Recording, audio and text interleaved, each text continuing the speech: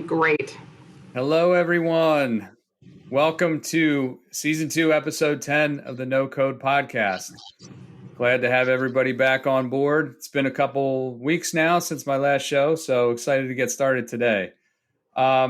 Very excited about today's episode. Today, we're talking to a group of great folks here that are involved in the Special Olympics of New Jersey, a cause that is near and dear to my heart, as I am on the golf planning committee for the Garden State Unified Golf Classic, which is in its fifth year, coming up in September, Monday, September 27th, to be exact.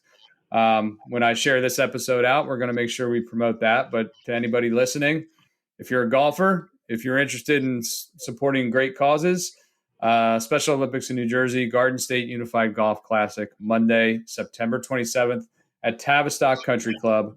It's a great course in South Jersey, right near Haddonfield. I think Tavistock is like technically its own town, so I can't say in Haddonfield, but great venue. We had it there last year, raised a ton of money, and had a great day. So without further ado, I want to introduce Heather Andersen, who's the CEO of Special Olympics in New Jersey. Welcome, Heather. Thank you, Tony, for having myself and having Ron and Lindsay on as well, too. We're just excited to be here to talk about Special Olympics. Absolutely. We have Ron Allen with us today, who's been involved with the organization for quite a bit now and has volunteered his time and I'm sure his money as well, which is what we have to do here. Thanks for being on, Ron. Thanks, Tony. Thanks for having me. Awesome. And then Lindsay Allen as well, who is an athlete and actually looks like she just dropped offline here. We'll wait for her to come back, but she'll jump back in a sec, I'm sure. But Lindsay, who's been to many of these events and consistently beats her father in golf, from what I'm told. So she's actually, we were talking offline before the podcast started, and she, has decided to just throw him away as a partner. She's chosen a different golf partner going forward so she can kind of post a better score altogether. So tough one for Dad, but, it is what it is. Thanks, Tony. Thanks for throwing me under the bus. What's so funny, Dad? Absolutely. Well, let's here's Lindsay's back on now. Lindsay, welcome back. Oh, sorry. I thought I was the one that froze. No, good. All good. I think we just had a bad connection for a second there. But Lindsay, great to have you on today. And how many of these golf outings and events have you been a part of over the years? Have you been doing this a while? A couple. I don't know how many. I don't remember. I've been in so many. She's done quite a few, Tony. Probably great. She's been doing this since 2013, so she's been involved in quite a few. That's great. Now, is golf your favorite sport? Yeah, I like golf. And I also swim, so I do that too. Oh, very cool. Very cool. Well, we were talking before that your dad's holding you back as a partner, so you've decided to team up with somebody else out on the golf course this year. So, probably a good decision on your part. Thanks. Yeah, she's got a couple gold medals with her partner, so that's a good thing. That's great. Yeah. I definitely don't have any gold medals when it comes to playing out on the golf course at all. So, but it's fun to get out there. And we had a great event last year despite the pandemic. We were, I think, pretty fortunate in the fact that it was in September of 2020. And at the time, the COVID cases around our area were not too bad. We were able to, obviously, we did it fully outdoors. It took a lot of planning, a lot of great work from our good friends at Tavistock and our planning committee, and really felt like a normal day amidst a time that wasn't normal at all. So we thought it went great last year, and obviously, knock on wood, but feel pretty good about things that this year is going to really be a back to normal situation and raise a lot of money for a great cause and promote a lot of awareness. So we're very excited about it. So Heather, why don't we start with you? How long have you been with the organization, and tell us a little bit about exactly what you do.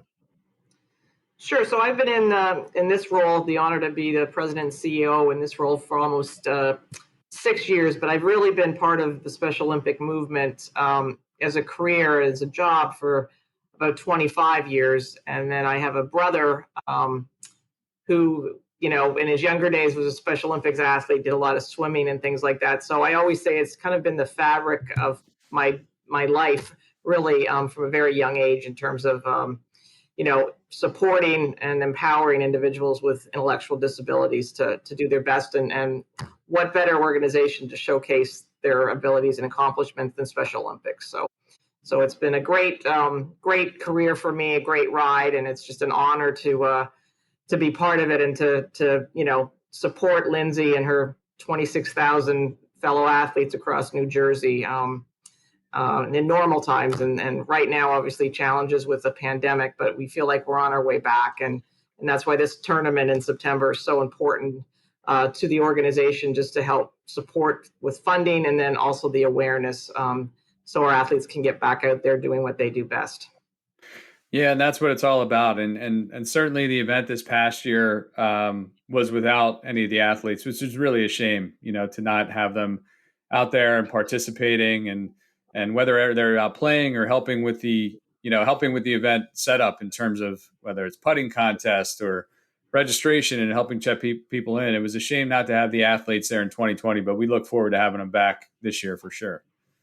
We definitely will have with more athlete presence, and the beginning of this tournament, it's its 5th anniversary. But before this tournament really started, there was a discussion and bringing an event to Southwest Jersey because we didn't have a strong kind of awareness presence in that part of the state. We had great programs, great athletes, great families, but we really wanted to raise the awareness level and obviously the funding level to support our athletes locally. And so with the inception of this event, the organizers, and you included along the way, Tony, was let's make it unified and let's make it a unified tournament where golfers like Lindsay play alongside and showcase their abilities alongside golfers. And so it was hard last year not to be able to have the athletes there, but for their safety, obviously with the pandemic. But this year we definitely will have more athletes out there playing and at holes and just being able to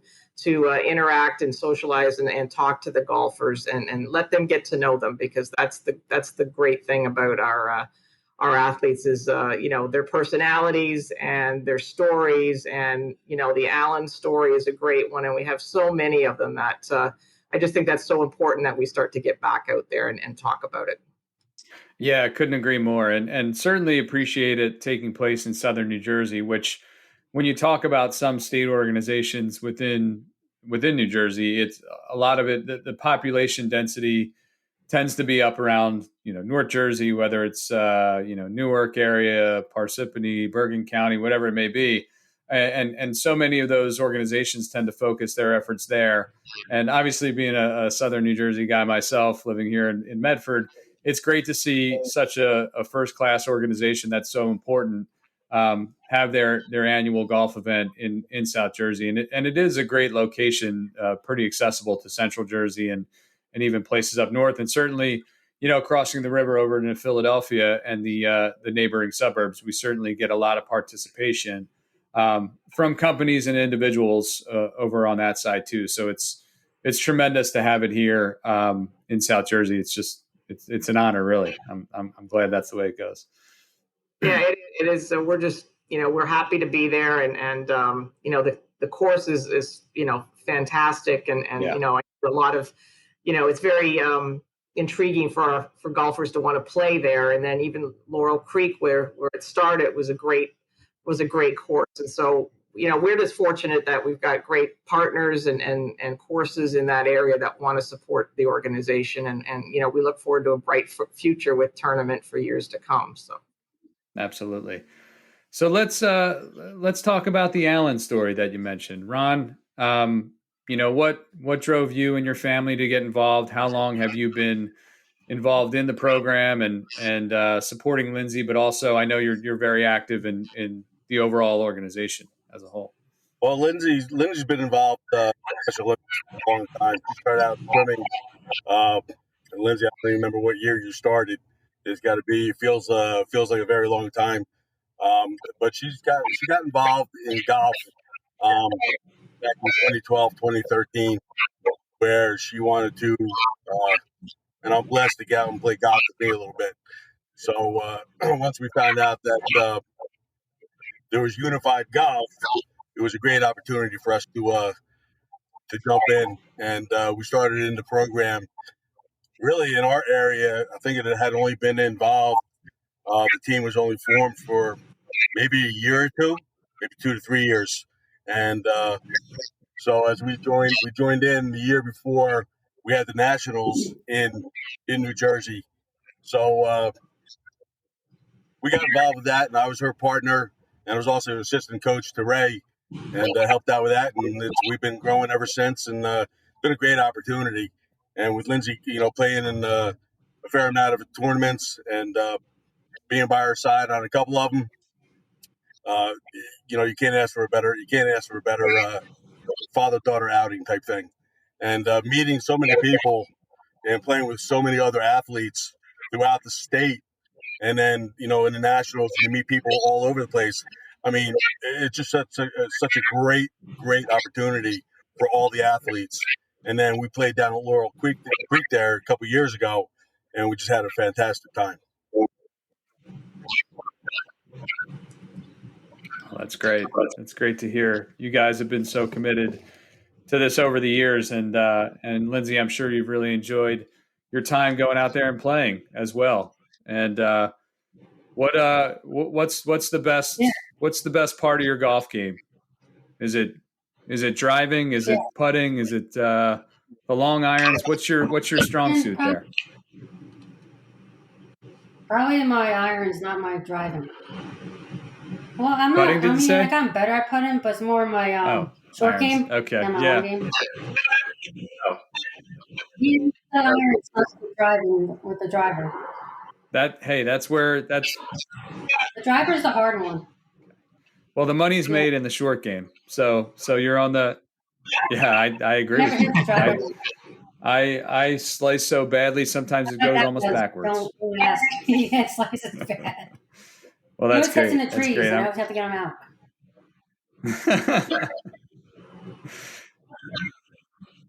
He gets it to the right, and he slices to the right. There you go. You're really throwing Dad under the bus today. Well, it's great that you get to play some real top quality courses here. Certainly Laurel Creek was the first 3 years, and I played in, I think, 2 of the 3 of those, and I was introduced to the outing through Joe Ritzel, the CFO of Dane Zimmerman, and also another person on the golf planning committee who's become a great friend over the years. He and I also work together. He's the president of the Pride Ventures Incorporated board, which operates Pride Paws on Main Street in Medford, which is a dog supply store.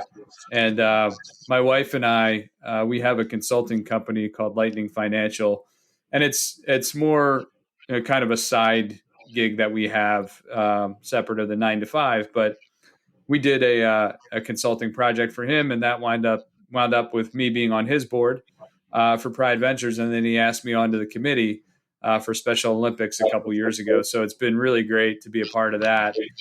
I'm amazed, and Heather, you could probably talk to this, of the level of sponsorship and how many companies get behind this. And Christina Baldini's notes to me earlier about this call, and Christina does an amazing job, by the way, heading up our golf committee planning. She, I wanted her to be on the podcast today, but she declined. But it's all good. We still love her. 100 South Jersey companies over the years have participated as supporters and donors.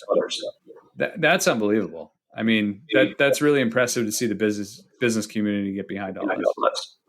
It really is, and that's the heartbeat of what we're able to do. Is we do not receive a lot of government funding for our organization, and pre-pandemic we had a budget of $9 million that we had to raise, and we're working to raise over $7 million this year. So those corporate partnerships, these golf outings, the special events, individual contributions really support our athletes. And we're very proud to say that about 85 cents of every dollar directly goes back to support athlete programming. We don't charge registration fees.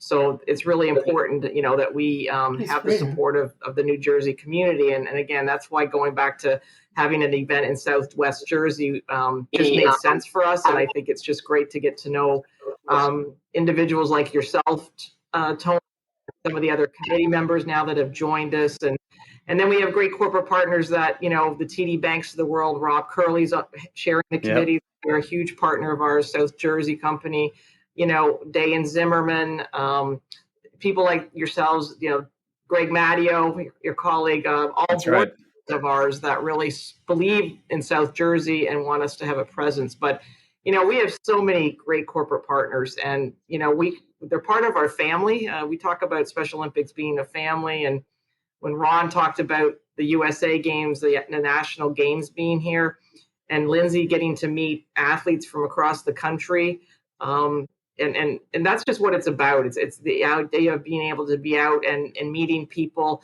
from other parts of the world, other parts of the country, and competing alongside each other, but in a very friendly way. And our sponsors just support that. And I think right now there's so much discussion about company wanting to engage their employees in volunteer opportunities. We can provide that in such a positive setting.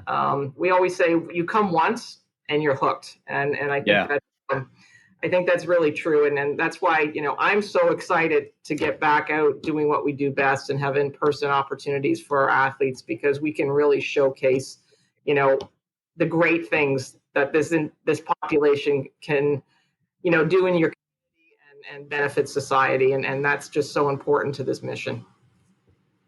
Couldn't agree more. And, it's been near and dear to my heart for a long time. I was initially exposed to Special Olympics in Pennsylvania with the annual Villanova event, which is a really large event held on campus. And I think I volunteered one of the years where I was in college, either that or my wife, Jamie, graduated in 2007, a few years after me. And it was either with her while she was there or during my undergrad time. But that's an amazing event they run over there. That's really, it really draws a lot of attention and a lot of participation. And then from there, she actually went and taught at Penn State at the equestrian portion of that event for the PA Special Olympics. And she's a certified path instructor for equine therapy. So that's been, part of our lives since about 2012. And really has been, definitely something that inspires us to get involved and couldn't be happier with what we've been able to do there. And that's great. Yeah. Villanova, that's the Pennsylvania Special Olympics. That's their fall games at Villanova. Their summer games are at Penn State. So they have such great venues to showcase those games, as we do here in New Jersey. But those are really iconic institutions, and being able to be on that campus is phenomenal. So, I mean, how has it grown over the years? It seems like, my initial awareness, like I said, was back in the early 2000s, but it seems like it's really expanded a lot in the last 5 to 7 years, call it. And it's great to see, but it must make for a lot of work on your end too, Heather, and I'm sure Ron, as you've volunteered over the years. It's been pretty incredible to see.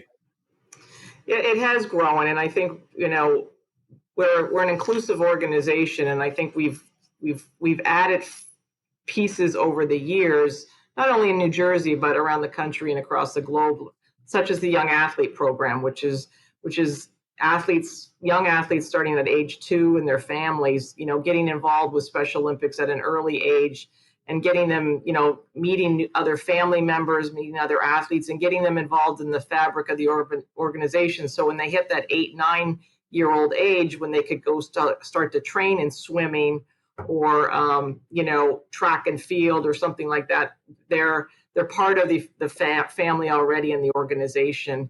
And then we also talk about Special Olympics as a lifelong organization. So, Lindsay, you're a swimmer, you're a golfer, there may be other sports that you and your dad want to pick up, along the way as you get a little older. And, I used to play basketball. I don't play basketball anymore. But, you may, golf's a lifelong sport. That's a beautiful sport to be able to play. But, we've seen our athletes switch from a team sport to maybe playing bocce or golf. Cornhole's becoming very popular with our athletes at a recreational level. So I think that's where we started to see the growth, because we started to see athletes stay with us, and then we brought new athletes in. And then the unified sports program is becoming extremely popular but important within Special Olympics. And what that is individuals with and without disabilities playing alongside each other in a meaningful way. And golf is a perfect example with Lindsay and her dad or her unified partner. But schools, we're investing a lot of funds and resources in schools across our state to start unified programming in schools and high schools. And we have a partnership with the New Jersey State Interscholastic Association. So pre-pandemic, we had championships in basketball alongside the men and women's unified championship at Rutgers.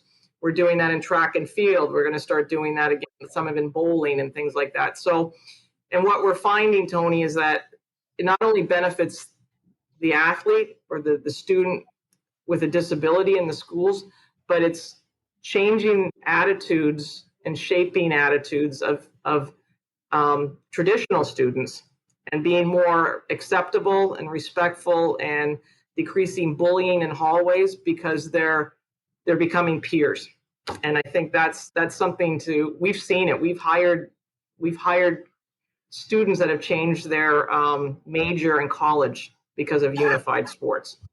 So I think that's where we're going to see more growth as we move forward. And that's exciting, because I think that's a societal change that we're a little part of. So.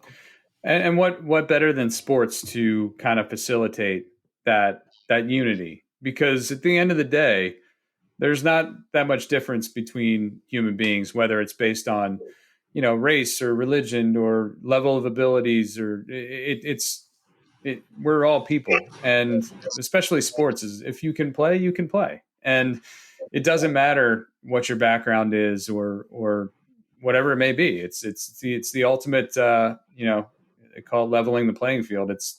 That's what it is. And it's great to see that. And I do believe that is an important path forward for, the acceptance of individuals of all different skill sets and abilities and whatnot. So it's great to see that. Totally agree. Yeah. So Lindsay, you started out, did you do swimming before golf? Is that how it went? You started out with swimming? Yeah. That was like years ago. I don't know how many. And what was, did you any particular event within swimming that you were good at? Freestyle and breaststroke. And they have relays in there too. Freestyle and breaststroke. Very cool. I can't swim at all. I don't like butterfly or back. Yeah, that's great. I grew up on the beach. Gotcha. I grew up on the beach, basically. I was born in Atlantic City, and I lived 10 minutes from the beach. And I tried out for one of the beach patrols as a lifeguard when I was 19. And I think 50 people competed. And the one particular race was the long swim. There's 1,000 meters in the ocean with the currents and the waves and everything. And I think I finished about 45th in that. It didn't go well. It didn't go well. So needless to say, I didn't make the beach patrol that year, and I had to. That's how I got exposed to golf. I worked a bag drop job at Mays Landing Country Club, and you know what? At the end of the day, I made more money than the lifeguards. Maybe I sat out on the beach all day and enjoyed the sun and the surf, but I made more money than them. So it all works out in the end. That's good. That's funny. Yeah, that's awesome. It's a good story. And got all the free golf I could play when we didn't have a busy course. That's even better. Exactly. That's the job that I always say, that when the commercial real estate corporate gig is all done, I'll go back to working the bag drop and getting the free golf and the cash in my pocket every day.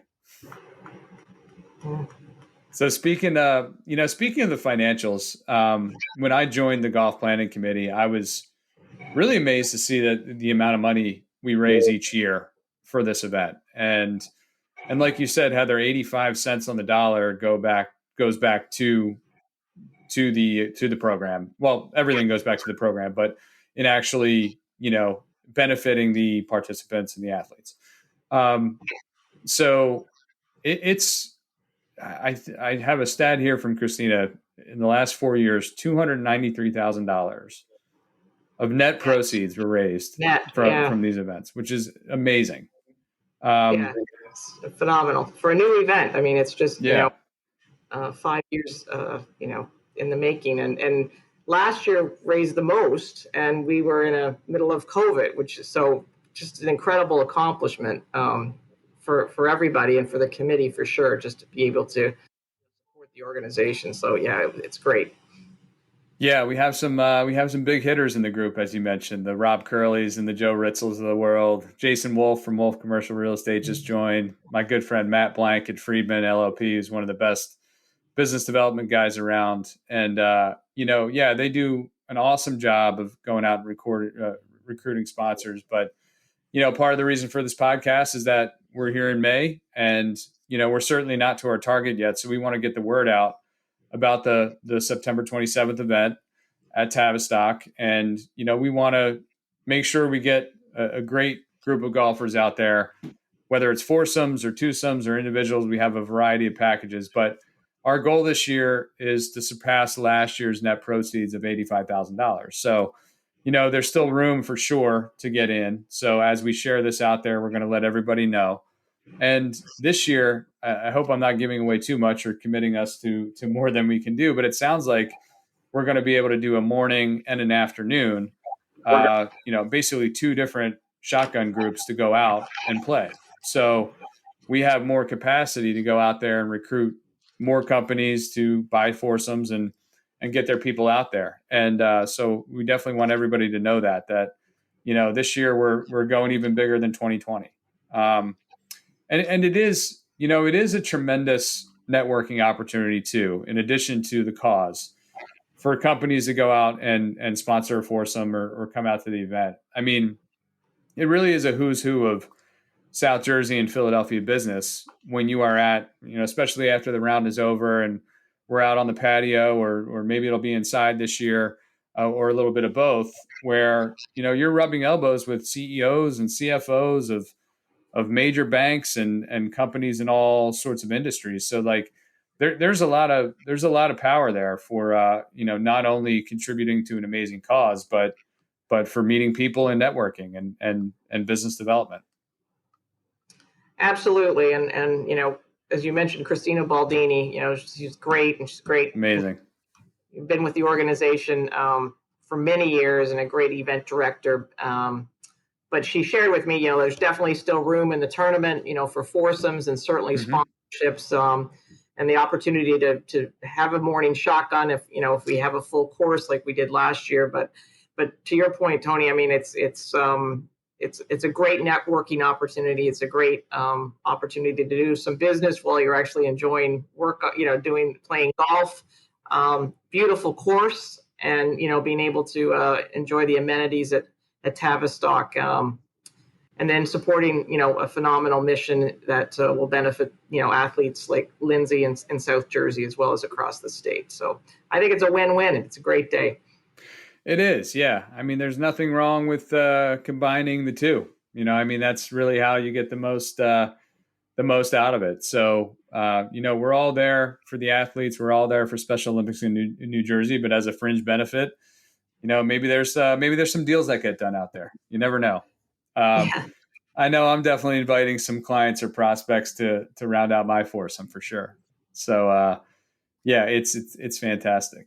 And there's also sponsorship opportunities that are not just, cash or based on the foursome or your entry into playing. I mean, we also have, gifts and giveaways and comped items that go into the auction. Every year at JLL, not only do we sponsor, but we typically offer a night in our Wells Fargo Center suite, which, last year obviously it was tough to do that because nobody knew when anything was reopening. But this year, the early plans we're hearing are that, come the fall season, it should be full speed ahead at Wells Fargo Center. So, we've got a nice suite there. We usually offer up a Flyers or a Sixers game.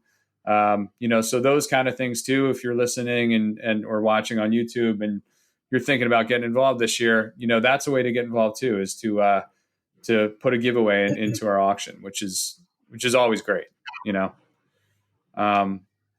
and we can bring Ron along and have a good old time with it. Maybe you can get a foursome with Ron. Maybe that'll be one of the giveaways. I don't know. No. Never know. There you go. Yeah. Sounds great. I might give away a Union League foursome this year too. I'm a member there, and we have 3 great golf courses now, or maybe it's 4, I forget. Liberty Hill over in Lafayette Hill, PA, near Conshohock, and Tavistock in Northeast Philly, and then National down the shore around Stone Harbor area. So, yeah, I mean, there's so many ways to contribute. That's really the point here, is that there's so many ways to either get involved with your time, your money, your sponsorship, your giveaway, whatever it may be. It's really cool what you can do with it. So we're excited. But I'm sorry, Tony. I was no, go ahead. We always talk about coming to support the organization and with golfers, but there's probably an opportunity for some of the golfers that may have a family member or a neighbor or a friend that they know that may not be involved in Special Olympics yet, that could benefit from our programs and opportunities, or even wanting to get involved volunteering and giving back in a different way. And so certainly coming out and playing golf and supporting us and raising money, but there's that whole other aspect to it that whether you volunteer or do you know somebody that could really benefit from the services that we offer. And we always talk about that as well, because sometimes we say we're the best kept secret, because if you really don't know who we are and what we do, you don't know who we are and what we do. So that's where the awareness piece comes into play as well. So again, you having us on this podcast today just allows us to spread the word to some people that may not have heard our story before. Yeah, that's the idea. I mean, the more we can get this out there, I mean, there's anyone I talk to about this always wants to get involved, and why would you not? It's such a fantastic organization that benefits so many people. So yeah, that's definitely key. One thing I noticed when Christina sent over the notes is that it sounds like esports is becoming part of the Special Olympics in New Jersey offering as well. Can you talk about that a little bit, Heather? And then Lindsay, it sounds like you're getting involved in that too. Is that correct?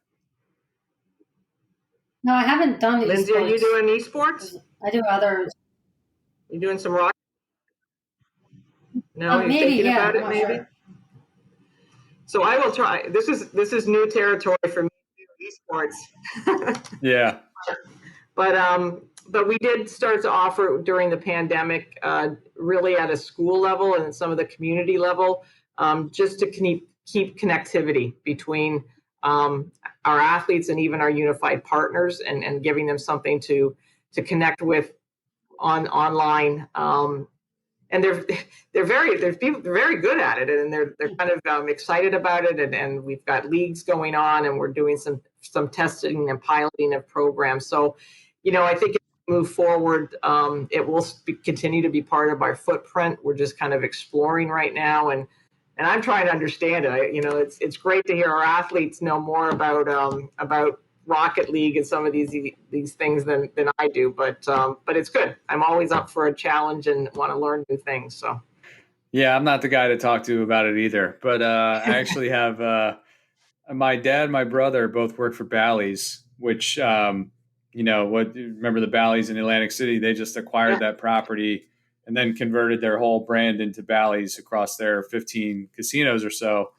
But they bought, I think, an e-gaming company. They did a bunch of partnerships with some other e-gaming companies. And it's like, it's amazing how this is growing as an industry. And yeah, I mean, I honestly feel well behind on it. I was never a big video game guy growing up, and I'm just like, I hear about it now, and they, pre-pandemic, they would hold these events and sometimes in 20,000 seat, arenas, and there would be people playing video games online, and I can't even get my head around it. But it's cool though. I think it's a nice additional kind of new age tack onto the thing. As long as we keep everybody still doing the outdoor sports too.